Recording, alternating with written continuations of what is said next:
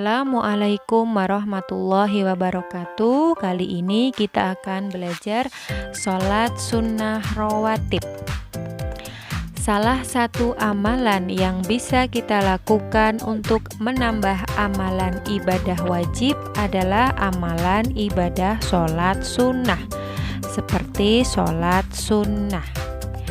Tentu di antara kita pasti sudah ada yang pernah melaksanakannya. Sholat sunnah apa saja yang kalian pernah lakukan? Nah, kali ini kita akan mempelajari salah satu jenis sholat sunnah yang diperintahkan kita, yaitu sholat sunnah rawatib.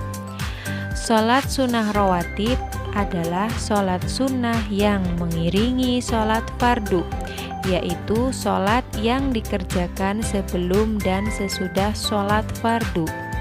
Sholat sunnah rawatib yang dilakukan sebelum sholat fardu dinamakan sunnah qobliyah, sedangkan yang dilakukan sesudah sholat fardu disebut sholat sunnah ba'diyah. Ini adalah salah satu sholat sunnah yang dikerjakan oleh Rasulullah SAW.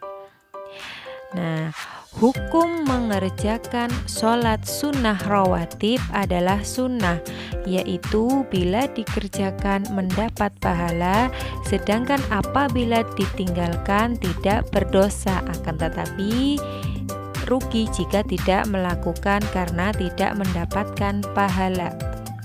Sholat sunnah rawatib ada yang sering dilakukan oleh Nabi Muhammad dan ada juga yang jarang dilakukannya.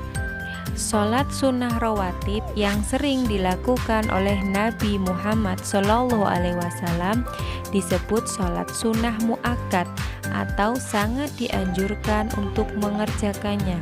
Sedangkan yang jarang dilakukan oleh Nabi disebut sholat sunnah ghairu muakkad atau tidak ditekankan untuk mengerjakannya.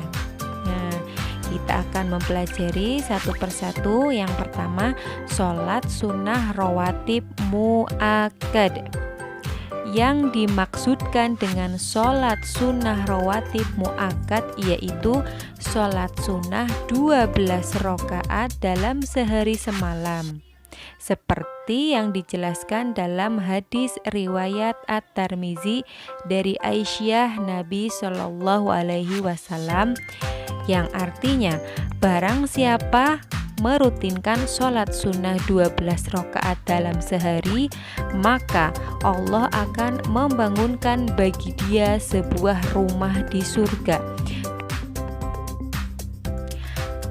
Dari hadis tersebut kita mengetahui ada 5 macam sholat sunnah rawatib yang sangat dianjurkan untuk mengerjakannya dan sering dilakukan oleh Nabi, yaitu 2 rakaat sebelum zuhur, 2 rakaat sesudah zuhur, 2 rakaat sesudah maghrib, 2 rakaat sesudah isya, dan 2 rakaat sebelum subuh. Kemudian sholat sunnah rawatib ghairu muakkad terdiri dari 4 rakaat sebelum zuhur, maksudnya 2 rakaat pertama termasuk sunnah muakkad, 2 rakaat berikutnya termasuk ghairu muakkad, 4 rakaat sesudah zuhur, maksudnya yaitu 2 rakaat pertama termasuk sunnah muakkad, 2 rakaat berikutnya termasuk ghairu muakkad. Kemudian 4 rakaat sebelum asyar, 2 rakaat sebelum maghrib, dan 2 rakaat sebelum isya. Nah, kemudian ada hikmah atau keutamaan sholat sunnah rawatib, yaitu menyempurnakan pahala ibadah sholat fardu, mendapatkan pahala lebih baik daripada dunia dan isinya, dapat menghapus dosa yang sudah kita lakukan, mencegah perbuatan buruk, akan mendapatkan rahmat dari Allah. Rutin mengerjakan sholat sunnah rawatib dalam sehari akan dibangunkan rumah di surga. Nah, kemudian kita harus bisa membiasakan sholat sunnah rawatib. Tata cara pelaksanaan sholat sunnah rawatib sama dengan sholat fardu. Perbedaannya ada pada niat dan pelaksanaannya. Sholat sunnah rawatib dikerjakan secara munfarid, artinya dilaksanakan secara sendiri-sendiri, tidak dilakukan secara berjamaah. Bacaan dalam sholat sunnah rawatib tidak dinyaringkan. Mulai dari sekarang, mari kita membiasakan diri untuk melaksanakan sholat sunnah rawatib sebelum dan setelah sholat fardu. Rasulullah bersabda, pertama kali amal yang dihisab atas seorang hamba pada hari kiamat nanti adalah sholat. Maka jika sholat itu lebih baik, maka baiklah seluruh amalnya. Dan jika ternyata sholatnya rusak, maka rusaklah seluruh amalnya. Dan bersabda lagi, pada tiap antara dua azan dan iqomah ada sholat sunnah. Pada setiap azan dan iqomat ada sholat sunnah. Pada tiap adzan dan iqomat ada sholat sunnah. Setelah mengatakan 3 kali, bagi siapa yang mau mengerjakannya. Hadis riwayat Bukhari dan Muslim. Dua hadis tersebut memberikan pengertian bahwa kita dituntut untuk menyempurnakan dan memperbaiki sholat fardu kita.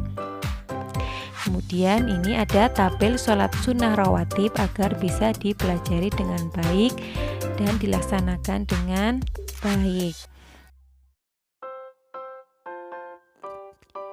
Agar memudahkan kita dalam belajar, kita sama-sama pelajari kamus mini berikut. Sunnah muakkad sangat dianjurkan untuk mengerjakannya. Sunnah ghairu muakkad tidak ditekankan untuk mengerjakannya. Sunnah qobliyah dilakukan sebelum sholat fardu.